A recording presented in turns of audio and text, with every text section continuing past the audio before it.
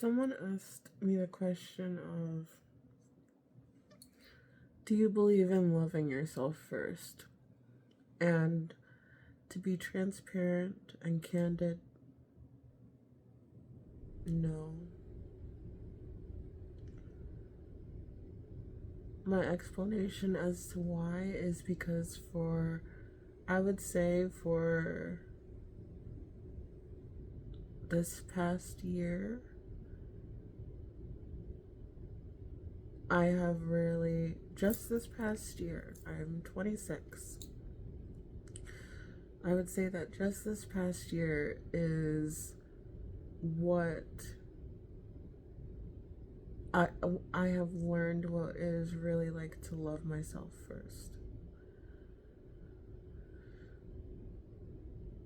When I was younger, I was very challenged. I was very challenged in my existence. My life was very giving to experiences, to emotions, to people, to occasions, to friendships, lack thereof. My life was very giving, and it was very challenged. And when it came to loving myself first, I didn't have it. I didn't know how to do that. I didn't know what that felt like. I didn't know what that entailed, like, at all. And when it came to me doing things and it came to me pushing through, persevering, keeping on, I placed that in other people. I had other people, whether they knew it or not, they were my accountability partners. They were why I really, at the end of the day, was tethered to this place. And honestly, it was my siblings more than anyone else. Because I loved them so much that I wanted to create a better home space. I wanted to create a better mental space. I wanted to create a better existence for them in the best way that I could. And I was going to learn, be whatever I could that we would reach that goal. I didn't know what it meant to love myself. I didn't know what it meant to really have acts of self-care. I was just existing. I was existing on autopilot sometimes. I was existing as a chihuahua sometimes, just full of anxiety and scared of everything. I existed through shame. I existed through guilt. I existed through fear, through absolutely feeling nothing. And that is not an existence that I would have for anyone, but that was the existence that I wanted my siblings to have no parts of. And so when it came to my belief in loving myself first, no. Do I believe in that now? Yes. Because at the end of the day, your decisions should be for yourself, and the foundation should always be you. And maybe at that time I didn't fully understand that, and so the foundation in me to create a foundation for my siblings was the deeper part of that equation, but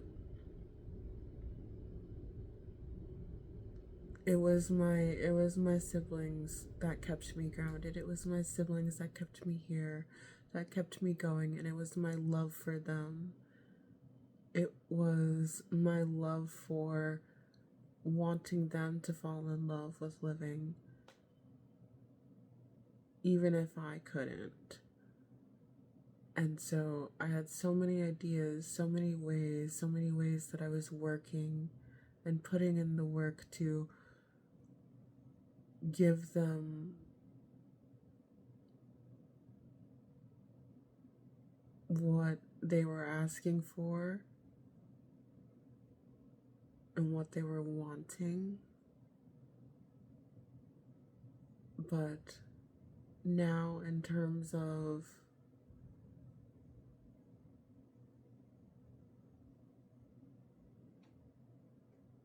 loving myself, I realize that I don't have that same ability to keep going with making someone else my accountability.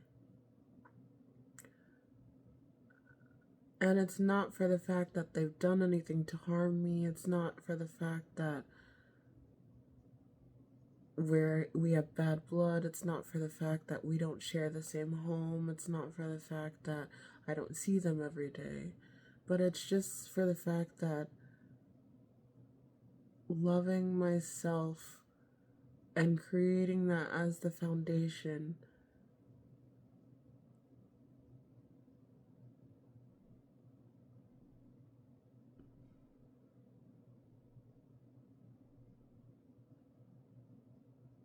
is what has helped me to have the experiences that I have wanted, that I have been asking for. And when you dedicate your life to working for others, you realize really what the definition of living vicariously through someone is and what it feels like. And I would say that existence almost feels like being like a mime in a box. You know, they do the whole kind of thing. It's like, yeah. And I realize that my life does not resort to looking out of windows or invisible windows.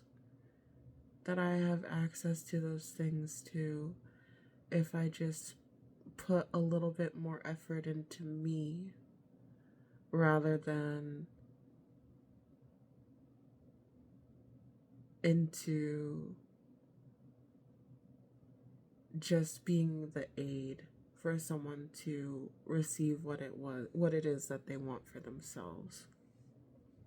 And that's not to say that I wouldn't help someone in their time of need. That's not it at all. It's not saying that, if it came the time for me to help someone run their race, I wouldn't.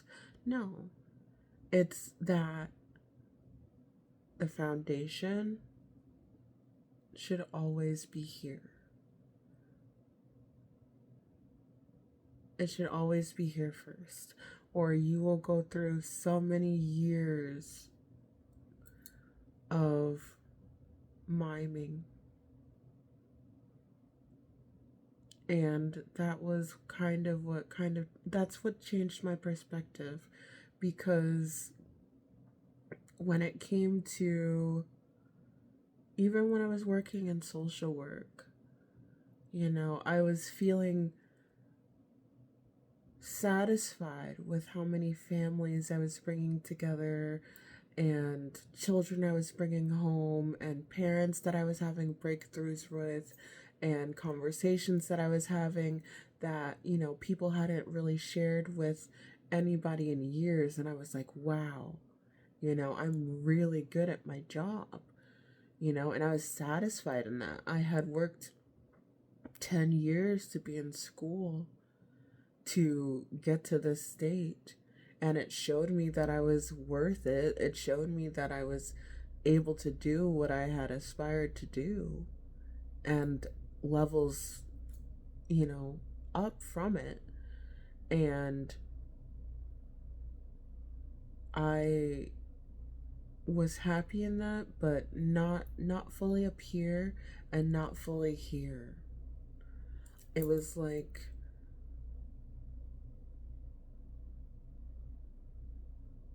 I had placed my worth, my love of self in other people and had them to be my accountability partner, and I was miming, looking through my invisible window, and I realized that I had somewhat given up, you know.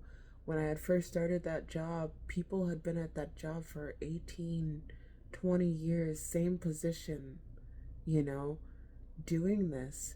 And I had noticed in conversations with them that there were parts of themselves that they had settled, given up on, turned off. And I was like, I'm not going to reach that. And I did. I did reach that level. Had I had seen and realized how they got there. And I almost fell into that. And when you mime and you accept being a mime, it's easier to also fall into that same place where other mimes are. And I had never wanted to be a mime. I had so many aspirations. I love being a fan. Fans get to encounter things. Fans get to cheer people on and they have a voice, right? Fans have opinions. They get to help these people, the people that they're fans of on their journeys, right? With their support and all this sort of stuff. But a mime, you don't have a voice. That's the point of being a mime, right? It's completely in action alone. And they are able to get to a place where, they influence you in imagination really only, with the whole box thing, you know.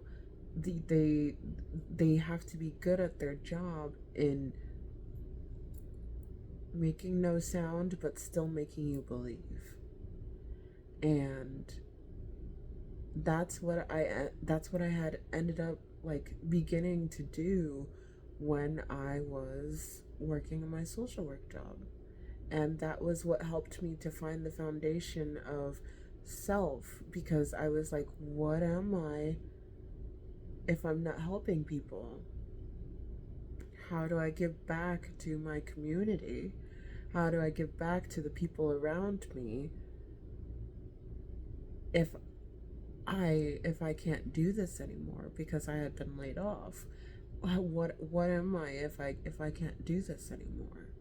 And that's when I had to turn around and find the foundation within myself to love myself, to see myself worthy to give back to others.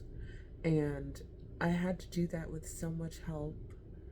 I had conversations with my mom and my husband and my siblings and my aunt. So many people to encourage me to keep going because I didn't feel like I was enough for me. And that's why I say, when it comes to finding the foundation within you, and it flips the script completely in what you want and what you aspire to have. That's why I am now a believer in loving yourself first.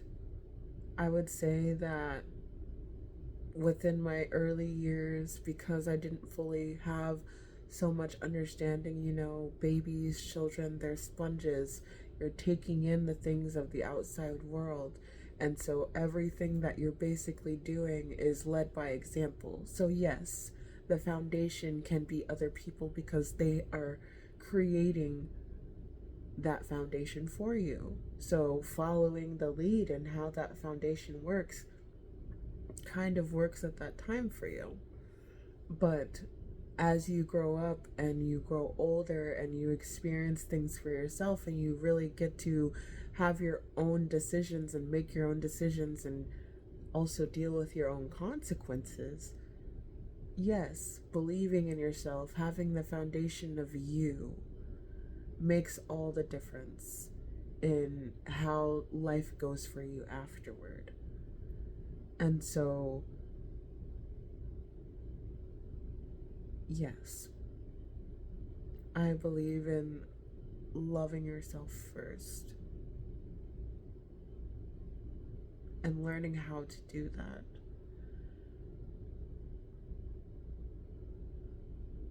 Thanks for listening.